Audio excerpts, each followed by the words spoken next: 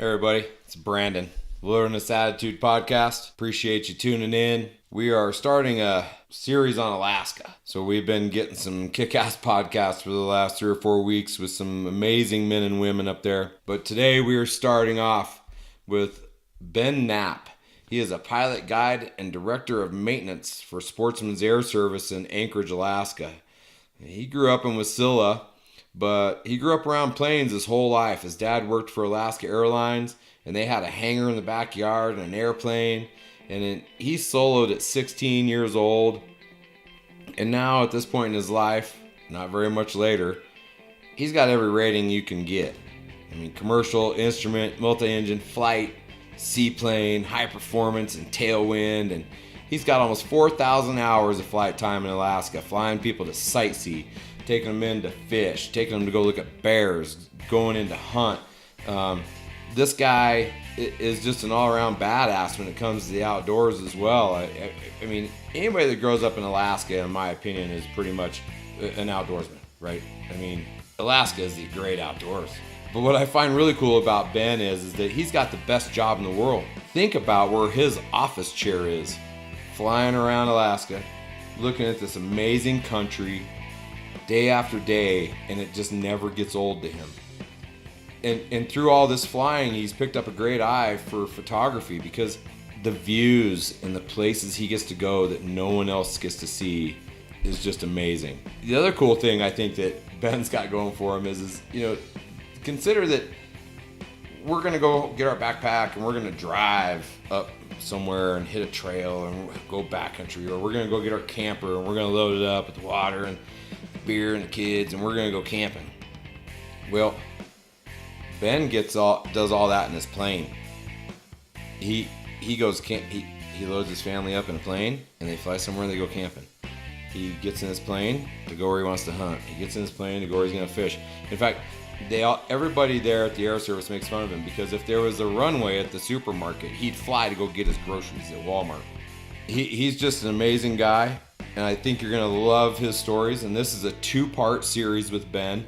Our conversation went long, and we had a great time, and we couldn't stop with the stories. We couldn't stop with the information and the adventures. So we broke it into 2 parts.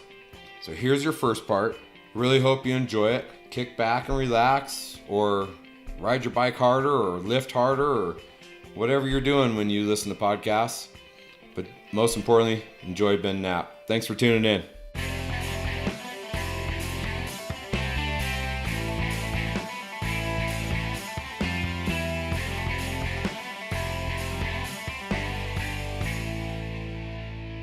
Hello everybody, it's Brandon, your host, Wilderness Attitude. Thanks for joining us today. We're live on Facebook today as well. I want to take a moment real quick to let you know that here at Wilderness Attitude and my team, my producer, my executive producer Mike and Kate, we strive to produce a high quality, authentic podcast for you. We are much like you. We are outdoorsmen, we are hunters, and we depend on you to give us some feedback and let us know how we're doing. This show is created by you and what you desire to hear, what you desire to learn and see, and the adventures that you desire to hear from men and women around the world. But please take time to get to know our sponsors. They're important to us. Without them, we wouldn't be able to provide you this show. And we want to continue to strive to give you great content and great guests like the guests we have coming up. So please take some time to see those people and throw them a few dimes if you don't mind. We'd greatly appreciate it. Our guest today is Ben Knapp. And I don't know if many of you know who he is, and that's fine if you don't, but you're going to get to know him real well today. Ben Knapp is a pilot in Alaska, in Anchorage. He has been flying since the age of 17 years old, and we're not going to tell you how old he is now because he's still trying to pick up chicks and get a wife, so we don't want to give away his age yet. But you're going to love hearing from this gentleman. He has the most badass job I can ever imagine. His office, where he works from, and the places he gets to see and go is amazing. Now we're live on Facebook, so if you have any questions, please send me some questions, and we'll throw them at Ben and see how well he can answer them. But without further ado, Ben, thanks for joining Wilderness Attitude. How are you today? Yeah, doing good, Brendan. Thanks for having me. Oh, it's our pleasure having you on. I was really hoping to actually do this in person, but we're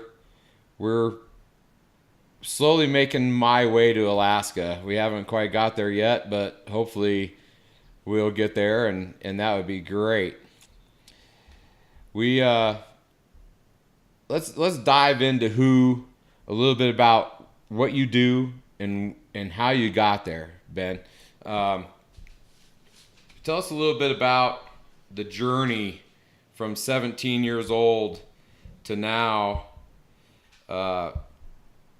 becoming a pilot. Yeah, well, flying something's I've always wanted to do. Always had an interest in it. My dad worked in the aviation industry. He worked for Alaska Airlines, and even being a 4 or 5 year old kid, everyone wants to be a fireman and everyone wants to be a cop or something. And I just always looked up to my dad, and he'd come home, talk about airplanes that he worked on. And at that age, we just rented an airplane, and I'd get to go maybe once or twice a summer, sit in a car seat because I wasn't big enough to actually sit in the regular seat there.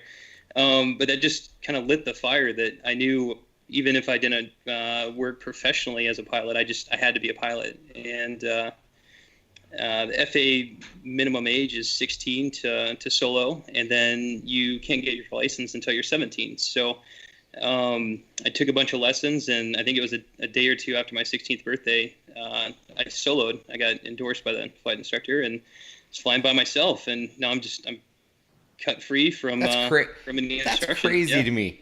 That's crazy. So, I mean, you're not allowed to drink beer. You're not allowed to vote. You're not allowed to do all this stuff, but you can go fly a plane by yourself at 17 years old in Alaska? Yeah, and there's no minimum hours required before you solo either. So I had flown a bunch with my dad, and so I kind of had a head start on your average student. But I think it was 6.3 hours and signed me off. So literally, it's like 4 or 5 days of flying, and yeah, I'm soloed. Yeah, That's crazy to me. That boggles my mind. I mean, I won't even let my kid drive a car to town. But I guess if you eliminate all the stupid people, then it's probably safer to be in that plane than for my daughter to be in her Kia going to town, right?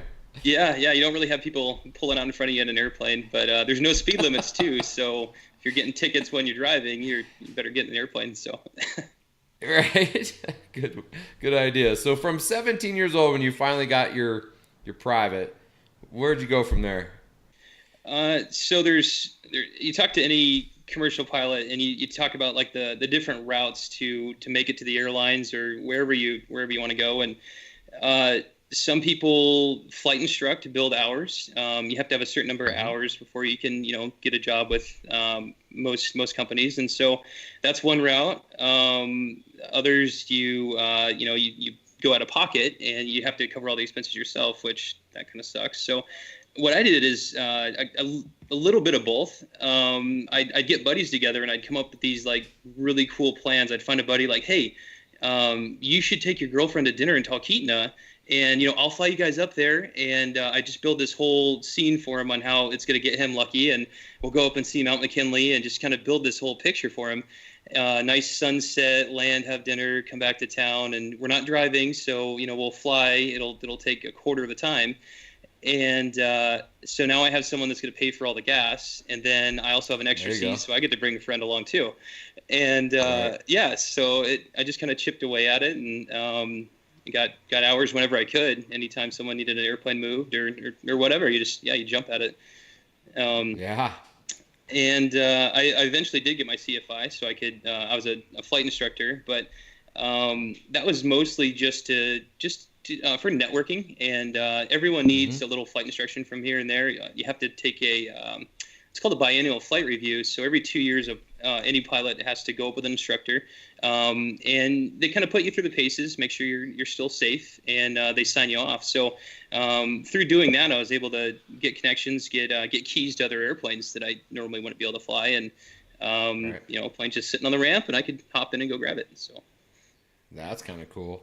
So now you moved to Anchorage to go to college, right? yes, sir. Yeah, and it's just about 50 miles or so from Wasilla, where I grew up. Gotcha. And there you got into aviation management, worked part time hmm at an aircraft repair station. Like, I mean, what does that look like? I mean, is it just the same as a, a mechanic shop, right? That we drive our cars into? Yeah, more or less. So if you picture like an automotive shop, you can bring it to some random guy's garage and he works on it, or you take it to a Ford or Chevy dealership and now you have certified mechanics, and it's a little more high end, but it's more expensive. That's what a repair station is for airplanes. So it's a certified repair station. It has there's a few more regs to it, a little more oversight from the feds, and it's a little bit higher standard, but it's more expensive. And so I worked there and there. I mean, isn't that what you want to do? I mean, you're flying around in the air. I mean, when your ass falls out, it's roller coaster time, right? Yeah, I mean, you can't really pull over like in a car, but the funny thing there, like people will drop a four-wheeler off to go get work done for 150 an hour to do this and that, but they complain like you wouldn't believe about $90 an hour for shop rate on an airplane, and yeah, right. I don't get it, but Yeah. Well, there's always that standard, right? That people think it's the same thing when it comes to their toys. There's all expenses, no problem. We'll pay whatever, but when it comes to what you need day to day, people want to chintz out, right? But yeah. I would imagine that flying a plane. I mean, I don't know. There's something about it. I'd pay the guy a little more money. I mean, especially. I mean, so for me, I have a mechanic that works on some of my trucks, right? And my gig there is that there's a few mechanics that are worth $125 an hour. But when he puts a couple of his lower guys on it at $125 an hour, and they don't do the same job as the guy who owns the shop, right? And Yep. so I have no problem ever paying more money for a good mechanic if he's the guy, if he's the one that he's the best, what do you call it? Diagnostic mechanic, right? I mean, he's not going to throw parts and spend all your money and spend all your time because he's going to do the proper work to get there. So I don't mind doing that, but it just seems like tenfold when it comes to an airplane. I'm just saying. Yeah, exactly. There's just some places you don't cut corners. Right. So while you were a mechanic at this airplane service station, you worked at getting a lot more other stuff, like different pilot ratings. I had no idea that there was so many different ratings. I mean, it's almost like when I was reading about that a little bit, it almost reminded me of like getting merit badges in Boy Scouts, right? It's like you're gonna have this sachet with with commercial pilot and instrument rating and multi-engine and flight instructor and all. I mean, I'm not trying to make it sound degrading by saying that, but it's just like, holy crap, how many are there? Yeah, my dad always gives me a hard time or jokes around that I have every rating except for astronaut, which I think above flight level 600 or something, you actually have to have a different rating to go that high. But right. yeah, it is interesting. So you get your private pilot's license that lets you take you take your buddies out flying. But as soon as you start flying for any kind of compensation, now you have to have your commercial license. There's hour requirements. I think it's 250 hours, and there's a certain amount of instruction you have to have before you get your commercial.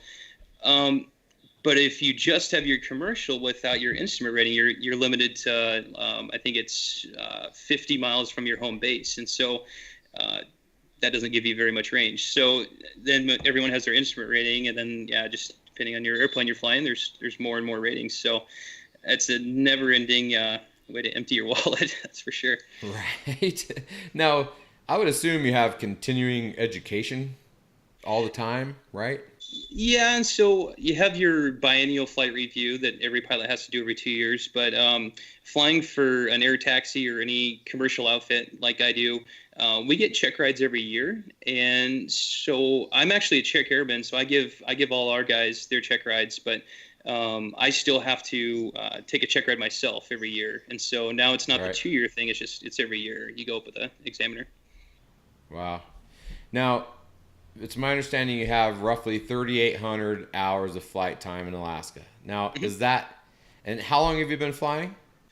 So let's see, licensed at 17, so about 12 years now. And so is that a lot of hours for 12 years? Yeah. Most, like if you're flying for a small commuter airline, you can get anywhere from like 600 to 1,200 hours a year, or anywhere in between. But for doing air taxi stuff, like I'm doing, it's an on-demand air taxi, so it's not like scheduled air service. It's just someone walks in, hey, I want to go from here to here, and we do it. It's a lot of hours to do every year. Right. And at first I was only flying like 200 hours a year when it was mostly out of pocket or flying with buddies. And well, yeah. I mean, you're emptying your bank account, right? I mean, you got to balance. It's a lot of money.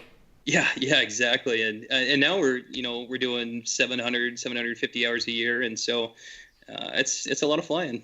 It's a lot of fun though. It lets you see a lot of the state. Yeah, and with that being said, I mean, I went back through some of your photos on Instagram, and I just can't imagine some of the places you see. I mean, I got to know of you a little bit during the video that Mike was making with you guys for the competition that you guys were in, and we should talk about that a little bit. But before we get to there, some of the pictures that you guys took in that video and some of the other stuff that I've seen you post is absolutely amazing. I mean, it's stuff. I mean, we have some of the most beautiful mountains right here where I live, probably in the lower 48. I mean, when you talk about the drive from Durango to Silverton, Ouray, Ridgway Telluride, I mean, it's spectacular.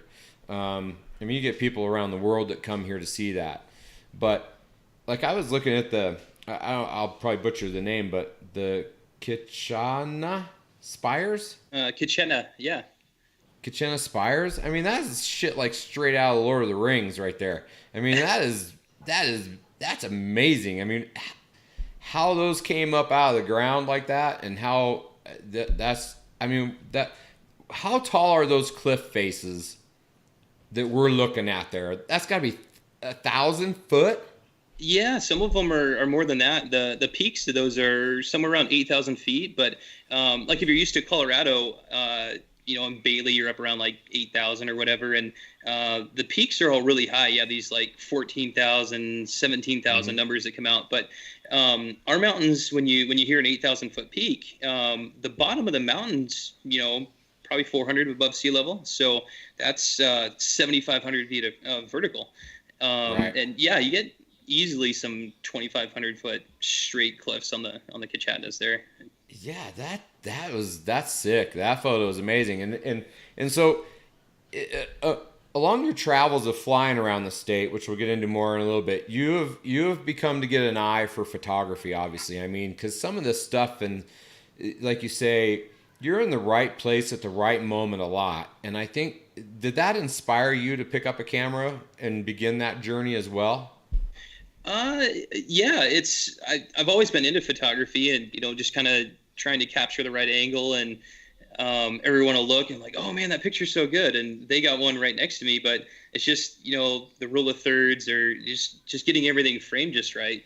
Yeah, then flying to these locations, most of the pictures you see on my Instagram, it's inside of an hour from Anchorage. And so a lot of these flight Cs, you'll go to McKinley or you go to Knapp or these hot spots that everyone wants to see. But it's on these other routes that you take, you see things that, people don't have pictures of, or not very many of them yet.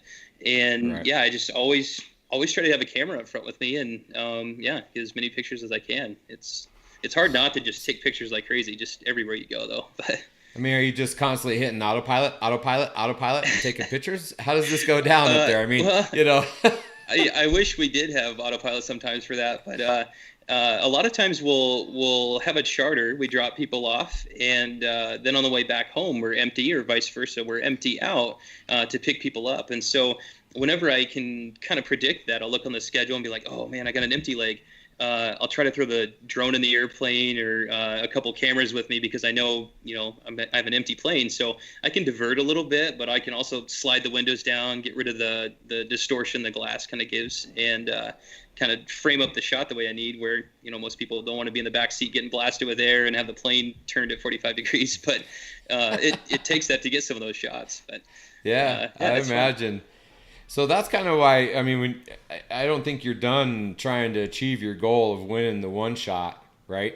That's, tell us about that experience, because we played that video earlier that you and Mike made for the one shot over giveaway, and tell us a little bit about that. So the shot over giveaway, I had worked on a couple projects with Brain Farm and Red Bull Media House, and we were working with a bunch of snowboarders. Travis Rice is the name that everyone's heard of, just a phenomenal snowboarder.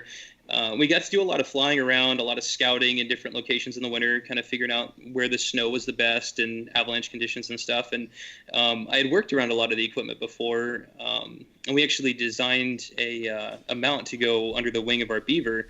Kind of a tangent there, but the Beavers that we fly, a lot of them were ex-military, and so they had these hard points under the wing that were designed to carry 125 pounds apiece, and put two of them together, now you got 250, and so we built this mount that connects all four of those, or 4 points, but two mounts essentially, and so we put a 120-pound camera on there, and it's fully gyro stabilized, and it just takes these phenomenal shots. It's GPS guided, so you aim in one spot. No matter what I do with the airplane, it's still aiming right at that spot.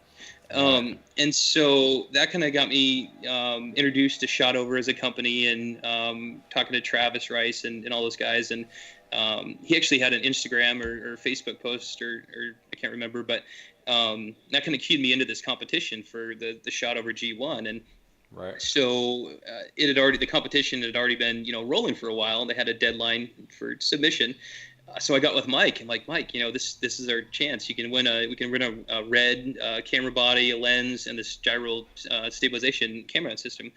And so he jumped at it, but he was busy and I was busy, and we're trying to look at schedules, and it kind of came down to when he could be in Alaska and I had availability. It gave us like 4 or 5 days before the deadline, and so all those shots were in.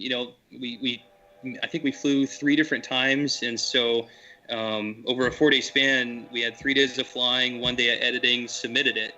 And out of 300 and some entries worldwide, we got 5th place out of it. And so that was a really big eye opener to, the potential here. And we might even buy one of the rigs to mount in the airplane to, go for something bigger.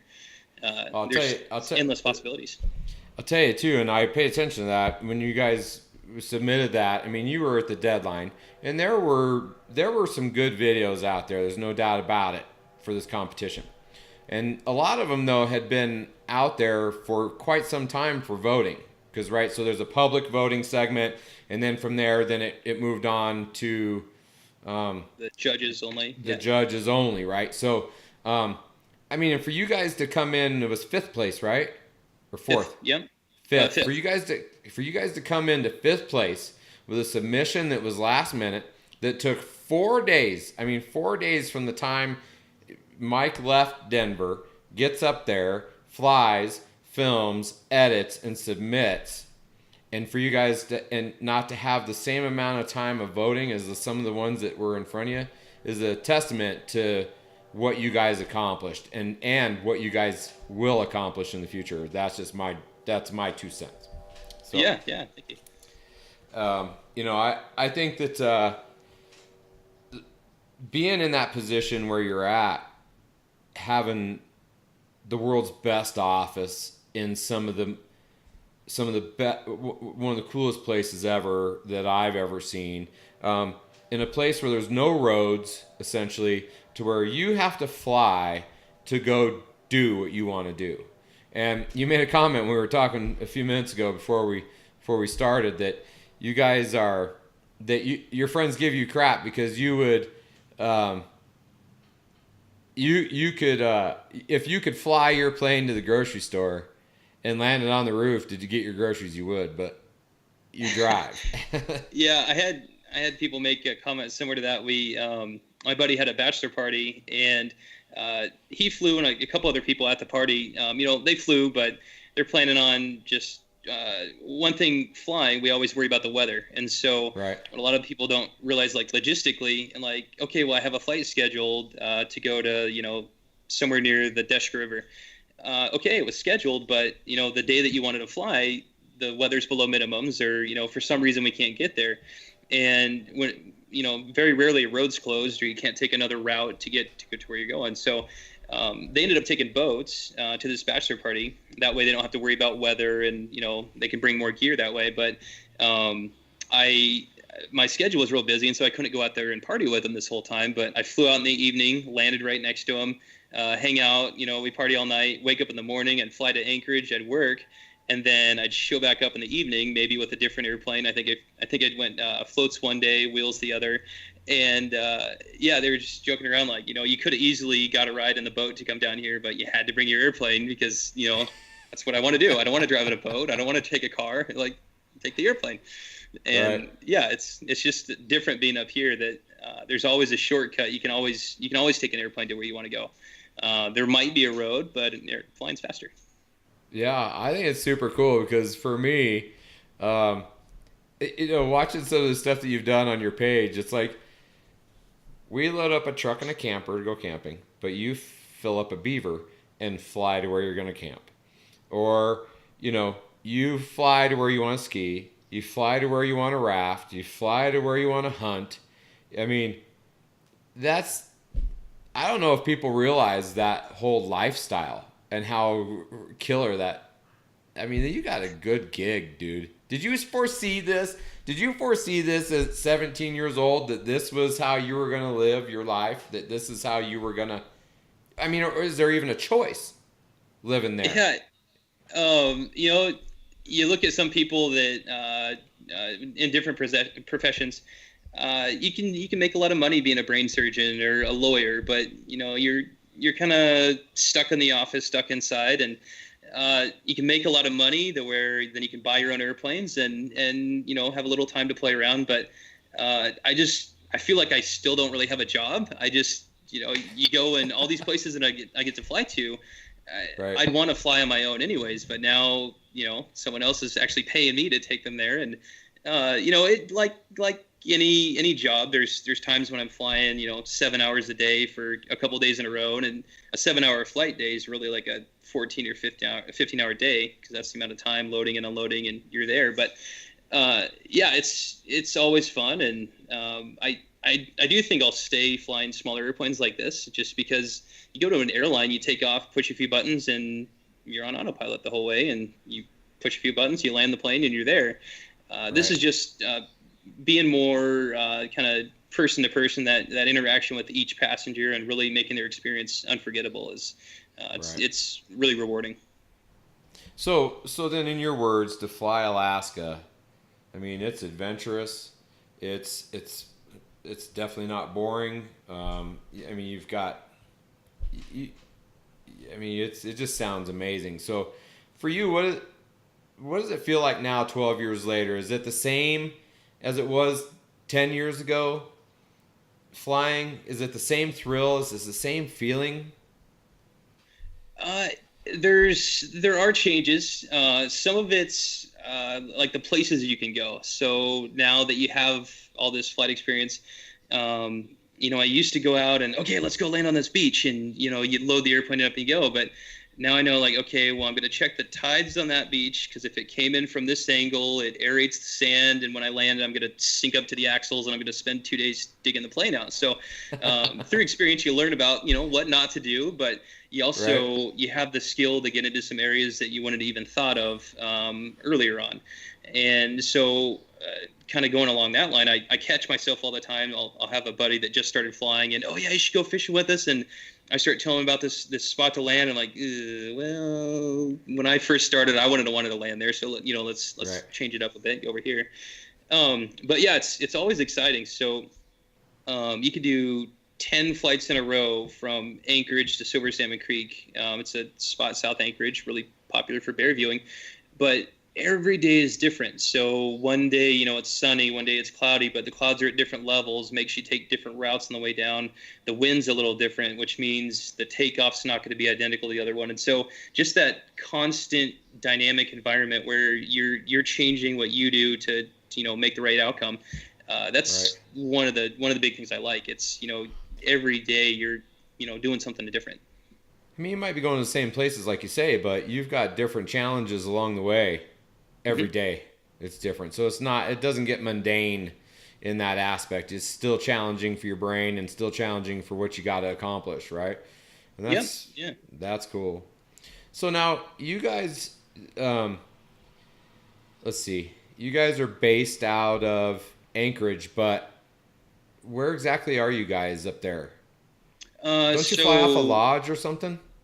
Well, so you have the international airport right in Anchorage, and Lake Hood Seaplane Base is kind of tucked in right next to it. It's like a quarter mile away. You can see it on approach when you land in the heavies. And I'd have to look at the specs. I think it's actually the busiest seaplane base in North America for numbers of takeoffs and landings. And like on a weekend in the middle of the summer, float planes, we don't have brakes, and so the planes are always moving. And so when you have like 30 airplanes taxiing down, and when you finally get to the end of the lake, you're ready to take off. But if there's other planes landing, okay, well, we need to circle and kind of, wait your turn. But if you turn, you have another airplane right behind you, and he's trying to read what you're doing. And it gets very interesting when we call them the weekend warriors, people that, they just fly on weekends or just for pleasure flying. And then you have the air taxi guys, and it's kind of this mess of airplanes. But so Lake Hood's really busy, and that in itself is exciting. It keeps it fun, and when everything works just the way it's supposed to, it's really cool to see 5 airplanes launch in 1 minute and just watching how all that works. And then you have our dirt strip right next to the lake. That's where we take off and land all our wheel planes. And the lodge you mentioned, our main client is Tordrillo Mountain Lodge, and they're a heli skiing company. It's basically due west to Anchorage, about 65 miles. It sits at right at the foothills of the Tordrillo Mountains. And so primarily they're a heli skiing lodge. And so in the wintertime, we'll base one of our airplanes at the lodge. And in the morning, the helicopter, gets its 5 people, 1 guide, 4 clients. It'll spool up. The Beaver will have the same load, one guide, 4 clients. They both leave at the same time. The helicopter will land wherever it wants to ski that day, and we'll just sit down on the glacier as close as we can to where they are, unload our people. Now the helicopter has 2 loads to work with. We'll shuttle a 3rd load in. Yeah, and so it just makes it real efficient. Our Beaver's a lot cheaper to operate. That keeps them on site. People are skiing the whole time. And we actually fly back to Anchorage, and we have a belly pod on the airplane that carries jet fuel. So we'll come back, and we're a flying gas station. And so we'll talk to the helicopter, like, hey, where are you guys operating? And we're able to land on a mountaintop or a glacier right next to the helicopter, and they'll land next to us. We'll hot fuel them, and they leave. And so it's just crazy. All the moving parts to make this work. And sometimes I get out there, I fuel the helicopter, and now I have like an hour or 2 of downtime. And so you could sit there, you could take a nap, enjoy yourself on the glacier, or I have an AT set up. So I put skins on my skis, and I'll go up the side of a mountain and get a ski run in while I'm waiting for the helicopter to run out of gas and meet me again. So yeah, there's always something to do. In the summertime, you bring your fly rod with you, and wintertime, you bring your skis. And this particular lodge, they're open all summer now too, and they do they call it cast and carve. And so they're fishing with the helicopter for king salmon, landing along the Talachilitna River, catching kings. Like, look up in the mountains, like, oh, guys, it's nice out, blue sky. So they'll go back through their ski boots on, and then they ski in the afternoon. And so you're heli fishing and you're skiing in the same day. And usually they get a ski run on the solstice. So yeah, right at midnight, it's light out up here in the summer, and they get a ski run in at midnight. So it's pretty neat. It's fun to be a part of it all. That's crazy. I would have never thought of that. That's super neat. So now you were talking about the synchronicity that happens on the water trying to take off and land, and your weekend warriors and all that. I mean, do you keep a video camera running just for the blooper reels that you could get? Well, a blooper with an airplane wouldn't be that awesome to catch on film. But there are situations where someone will. in a float plane, it's really easy to make a little mistake and have to shut the engine down and beach on the shore and turn the plane around by hand and start again. Right. But yeah, those are the times where you tend to look and be like, oh, well, I was there, a couple of years ago when I was learning how to fly, and everyone just kind of laughs about it. But we do have, we call it the water rudder party. So on a float plane, we have these water rudders on the tail that we lower down into the water. They steer us when we're going slow, and we actually lift them up out of the water before we take off, leave them up through the flight, land, then we put them back down. Right. So the way we treat those is it's kind of like retractable gear on an airliner where you put your gear down and you land. Yeah, you don't want to land with your gear still up. Bad things happen. Right. So it makes sense. If we see so if we see someone take off and they have their water rudders down, we call this one air taxi on the lake and we report them, like give them their IN number and what time we saw them take off, and they put a little tally on their chalkboard, and now that pilot owes a case of the beer at this party. And so, nice. We have a plaque and a award that we give out for whoever does it the most times in a year. And our company was 0 this year. None of us did it, which was cool. And it doesn't hurt anything if you leave them down, but it's just like, oh man, his water rudders are down. Call it in. And that's cool. Nice. Yeah, so it makes for a good party when a lot of people mess up because they owe a lot of cases of beer. But right. We had a pilot that he wasn't 21 yet, and we were trying to figure out, like, well, if he messes up and he takes off, like, how's he gonna buy beer? Like, he's gonna have to give us money to bring beer to this party. And luckily, he didn't take off with his rudders down. But right, no doubt. Yeah. Now after you flew for a little while, then you got given the opportunity to be a hunting guide. Mm-hmm. Right, and that was for Sportsman's Air Service or for a lodge or what? Same company I fly for. So we've talked about kind of splitting the names and making Sportsman's Guide Service and then Sportsman's Air Service. But right. Yeah, same name, same owner and everything. And yeah, it offered me a spot to be an assistant guide. So that's pretty cool. So you're still just an assistant, not a full on. Is there merit badges for being a guide? So you're an assistant guide, and for the most part, yeah, you're essentially a guide. So right. The way the rules are written, if the master guide or the registered guide, Joe's a master. There's other paperwork or like years experience that go along between the two. But if he's in the same game management area that I am, if he's present in that game unit, the assistant guide can be with the client alone in the field. And so I'd say probably 90% of the operators in Alaska, when you go on a guided hunt, it's a guide, but technically on his card it said assistant guide, because he's working for this other outfit. And so gotcha. I have my 3 years experience in the field, a certain number of days in the field and all that. And so I can register, but then it's a bunch of extra tests I have to take. And then technically Joe and I are we wouldn't be competing guides, but then, we're separate at that point, where it's right. easier just to work for him as an assistant. Gotcha. Now, Joe's the owner of Sportsman's Air Service, right? Yes, sir. Is that the same Joe we're talking about? Gotcha. Now, you've done how many guided how many hunts have you guided somebody on thus far? So I've worked for Joe for 5 years. I was a guide all 5, but one of the years we had one client not show up, and so I'm flying during hunting season too. So it just right. worked out. We had an extra guide at that point, and I just kept flying and put him in the field. So yeah, I've guided 4 clients, and then 5 years have been with Joe. And you're 100% on. Yep, 100% success. That's awesome. That's really cool. Now that was all for moose, right? For moose, yeah. And so generally we're operating kind of up north of Galena, and probably 70% or so of our airplanes and our staff are in Galena this time of year. It's things kind of slow down in Anchorage, and that's when we do all our hunting. And so we have a house right. in Galena that we base out of, and people will fly in commercially. Then we take them from Galena in our aircraft to where they're hunting. And this year I was operating at our camp at Beluga Lake. It's a little closer to Anchorage. But my client this year actually got a black bear as well, so black bear and moose. Wow, that's awesome. So you're the moose man here at the lodge now, I understand, right? Because you know where they're at. You've got a little inn over there at Beluga, huh? Yeah. We do a bunch of flying out there, and you kind of have your own secret spots. Right. So I don't expect you'll tell us anything about that, but I'm sure that you can tell us what it takes, a little insight to what it takes to hunt in Alaska, and maybe how to plan, and and if and maybe some of the species that you would recommend for our listeners.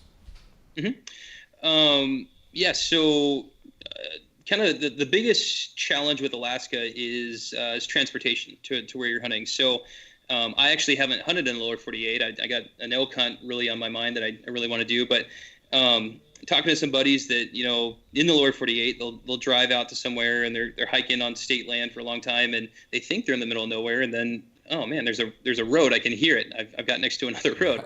Right. So in Alaska, the first challenge is like, okay, how am I getting to where I'm going? So just count on anything that's near a road. For one, there's noise, but two, there's more hunting pressure. So Right.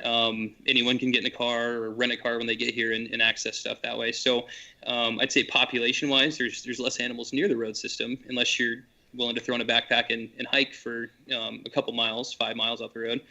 No one wants to carry a moose 5 miles. Right. So you pick an air taxi or somewhere, and that's the other challenge is when you talk to an air taxi, we get a lot of phone calls. People ask, like, hey, I'm flying in on this day. I really want to go moose hunting, and I'd like to fly, just somewhere close to Anchorage, and they kind of give us their budget. And okay, now we're limited to an hour from Anchorage, and we can't, as an air taxi, if someone says I want to go moose hunting, and if that air taxi were to just fly them to a good spot to go moose hunting, they're assisting in the success of the hunt. So technically, that's like an outfitting or a transporting. So there's additional licenses that air taxi has to have, and so there's a lot of rules up here. That kind of being one, and so if we're guiding or outfitting somebody, we can take them right to a spot. Like, okay, there's a good moose population here. We'll drop you off, but it's kind of hard to get the location out of the air taxi. Like, this is a good spot. I'm going to drop you off here, because they can make a lot more outfitting them. Yeah, I mean, or they can call someone else, or they can find something different, and they'll figure out a way to get to your spot. And yeah, right. And so and just kind of count on anywhere that's close to Anchorage. There's so many people that fly out in Wasilla, so many people that fly in Anchorage that any moose is relatively close or easy to access to Anchorage. Everyone's seen it already. They know where it is, and there's going to be 10 airplanes parked, kind of close to it. People trying to get after it. So, right. Yeah, the farther off the beaten path you get, the easier. There's like for a first time hunt, caribou, their population numbers go up and down, but you can fly into Dead Horse, and there's a couple companies up there that'll fly you out of town a little bit, drop you off on the tundra. And caribou move around so much that you just kind of want to get just somewhere that they are known to kind of migrate to and from, and you'll just catch them. Yeah, catch them in the passing there, and that can be pretty successful, fairly easy to do. With moose hunting, a lot of people don't realize how big the animals are, and so right. We had a group, I think it was 2 years ago, that we outfitted them, which our outfitted camps basically, you show up with a rifle and a sleeping bag. We have everything else. So if you need to use a boat at this location, we'll have a raft or a canoe for you.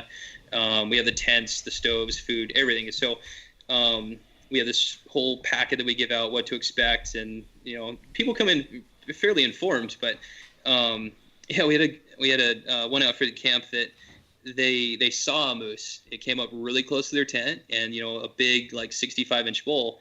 It scared them. They really they didn't know what they were into. They were expecting an elk or like a big deer, and they called us. They actually wanted to get picked up. It had been like a day or two. They're just like, no, we're out of our element. We want to come back, and they weren't really upset with us. They were a little outside their comfort zone. Just didn't realize what they were getting themselves into until they saw that big monster. Yeah. Yeah. Wow. And so with a black-tailed deer like we have here, you can carry it out in one trip. Caribou, you can carry out in probably 2 trips.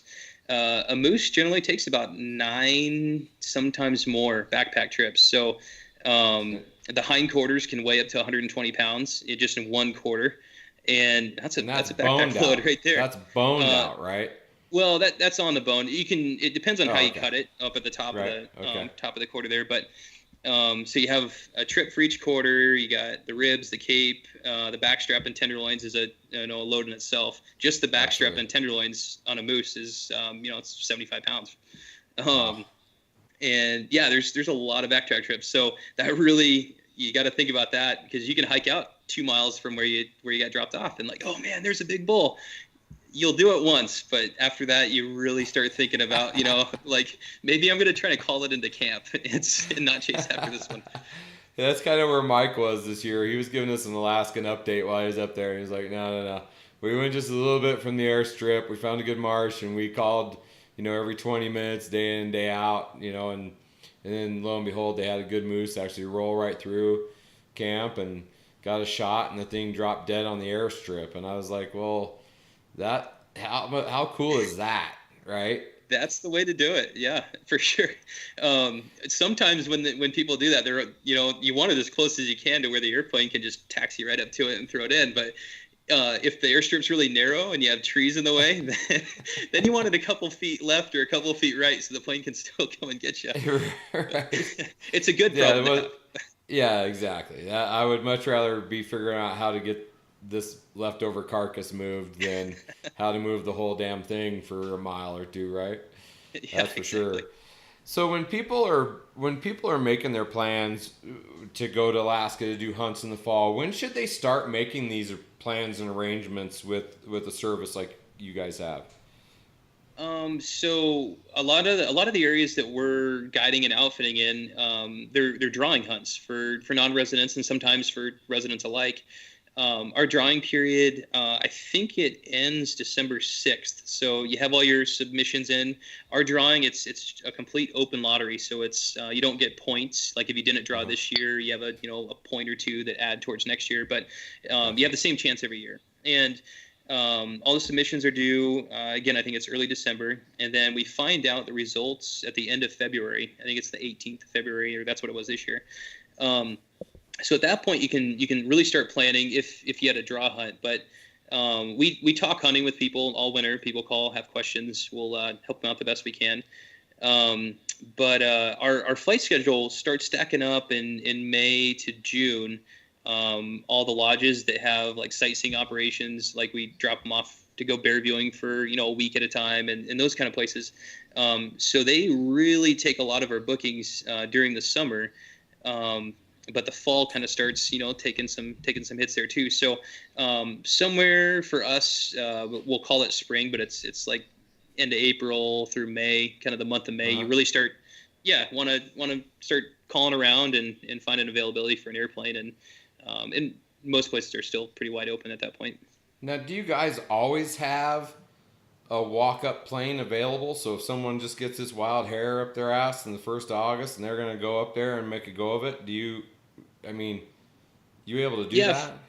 For the most part. So we have 2 beavers on floats, 1 on wheels, 206 on wheels, cub on wheels. We have a cub on floats. So we do have a lot of airplanes, and sometimes we'll kind of run into a situation where we have an airplane available, but our pilot's busy in a different airplane. Right. But this next year we're going to have a couple extra pilots online and probably 1 more at beaver. So we usually we'll have a certain number of flights booked out for that day, and okay, you don't mind going out in the evening, it's last minute, and we can usually squeeze people in even on days that we're like fully booked. Right. That or there's another air taxi that will have a plane available. Now, so then when people are talking about trying to get an air taxi to take them someplace, what should they be looking for before they hire just any air taxi? I mean, is there certain questions they should be asking you guys, or is there certain hours you should be have flown, or is there a rating system for these guys or anything? What? There's not really like I'm AAA rated, you should fly with me, but kind of every taxi has kind of their specialty. Like there's Russ Flying Service, they do placing, and so if you want to go see McKinley or do something like that, we do that, but we charter the whole airplane, so we make the same if there's 2 people in the airplane or there's 6 people in the airplane. So we just, Gotcha. you come in, this is what the airplane costs. Where an outfit like them, they're set up with big tour companies, the bus companies and the cruise ships. They'll take people individually, and they book so far in advance that they'll fill their airplane up with seat fares. Where with us, you charter the whole airplane. If you have 4 to 6 people, it's a lot cheaper per person. But right. so everyone has their specialty. We cater a lot to kind of locals. We take a lot of people to their cabins. A lot of people, we haul fuel. We do a lot of bulk fuel and cargo, building materials, that kind of thing. And yeah, certainly people that go hunting, that want to go flight seeing. But kind of cargo and fuel is a lot of what we do. But yeah, so when you go for that's the mainstay. So that's kind of your mainstay, right? Is most of your cargo movement. That's the foundation of the business, right? For the locals and that kind of thing, and then the rest of it's all just fills in around there. The big thing is like the weight that you need to bring with you. So it's not a boat trip, it's not a car trip. So a lot of small bags really helps, because we're tucking these bags into like a lot of little spots on the airplane to get the weight where it needs to be. But talking to an air service about, okay, we're going to take the 206. How much weight can it carry? So that way, what you can show up with, what you need to cut your gear down to. A lot of outfits with a Super Cub, they'll limit you to 50 pounds for a bag, where we'll tell you 300 total, and that's the person combined with the bags. And so if you call someone, you decide a 206 is the right airplane, they'll tell you a number like 950 pounds or 1,000 pounds. That's cargo plus people combined. And so we've had people show up with 1,000 pounds of stuff, and you got 3 dudes that are probably 2 bills or 250. Yeah. And right. guys, we got to take like the Beaver and the 206 to get you guys out there. But yeah, just planning accordingly. Weight's always an issue. Usually you don't run into a space issue. It's weight. And when you're chartering a plane, say you're going an hour out of Anchorage, a lot of people kind of get a little shell shock when they'll get a bill for 4 hours for the whole trip. You're an hour out of Anchorage, so the airplane flew an hour out. They dropped you off. It flew an hour back. Now when we go to pick you up, it's an hour out. We pick you up. It's an hour back. Mm-hmm. So the airplane's flown for 4 hours. You were only on board for 2 of them, but that's just something to kind of plan for when you're thinking of prices and everything. The more remote you get, the higher the hourly rates are. So an hourly that you see in Anchorage, like our Beaver, $630 an hour. If you fly out of McGrath or Galena, they're going to be closer to $1,000 an hour. And that's just the kind of the opportunity cost. It costs more to operate them out there, fuel, and they have to have a living area, that kind of thing. So you kind of have to figure out, do I want to fly commercially to one of these other places and take a short flight at the high charter rate? Or is it worth it to pay a lower charter rate and just fly farther to get to the kind of the same area, if that makes sense? So a lot of map work. Yeah. Yeah. Okay. Well, that makes sense to me. Now, what do you ever answer the phones there? We do forward the phones to cell phones, but usually I'm one of the most unreachable people out of everybody there. I'm always in the airplane, and yeah. So maybe Joe would be the better one to ask this, but maybe not. I'm sure that Joe talks to you about this. But what is the dumbest phone call you've ever gotten? I mean, you know what I'm saying? Like, give right? me, I mean, I get some doozies in the business that I'm in too. So I'm just curious. We get the usual, like, we want to see polar bears kind of thing, which, on our video that we edited with shot over, we were, there's a 1 like 2-second piece that Mike put in there. It's a polar bear walking. And so, Joe is thinking like, oh, we're going to get calls about polar bear tours now, but because we do get them. But, off the top of my mind, I'm not thinking of any gold here, but I do always wish I had a notepad ready. Like, I want to write this down and remember it for next time. But there's just like when we throw details about the logistics out to people, it's just, I just know like little comments they make or little things that they wonder about. You're like, it just makes you laugh at the time. Sometimes when the weather's really bad and they're really antsy to get to their location and they're really getting pushy about, we want to go, we're tired of sitting around, and it'll get to where, it's it's decent to where we think we have a good chance, and we'll say like, okay, there's a 50-50 chance. That doesn't mean we're going to get there, we're going to, crash. That just means we're going to get there, or we're going to encounter some weather and we're going to have to turn around, come back to Anchorage. And so we'll take off, and like 2 minutes into the flight, everyone will be like, well, what? I can't see anything. Like, why are we flying right now? We should just go back to Anchorage. It's so bumpy. And now they want to be back on the ground. Like, well, you were just chewing me out for not flying. And so, right. We always say it's better to be on the ground wishing you're in the air than being in the air wishing you're on the ground. I could see where that comment makes plenty of sense. That's for sure.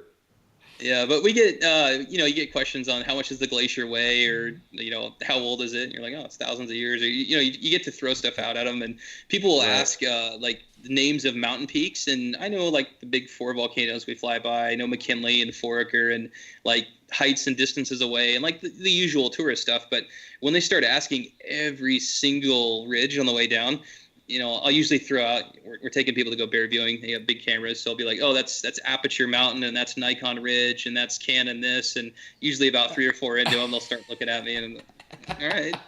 I don't have a freaking clue, but there you go. You can call it whatever you want. I'll throw you names, and you're not going to remember them. They just nod away, and then they realize you're messing with them. But. Yeah, I wouldn't remember none of it.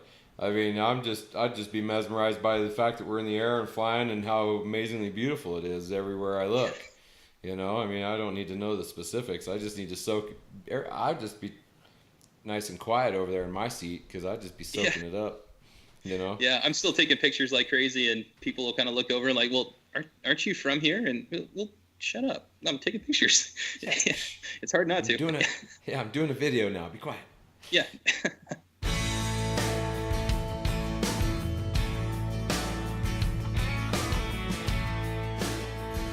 Well, I hope you enjoyed that first segment of 2 with Ben Knapp. He's an amazing guy, isn't he? Growing up in Alaska just seems like it'd be fun.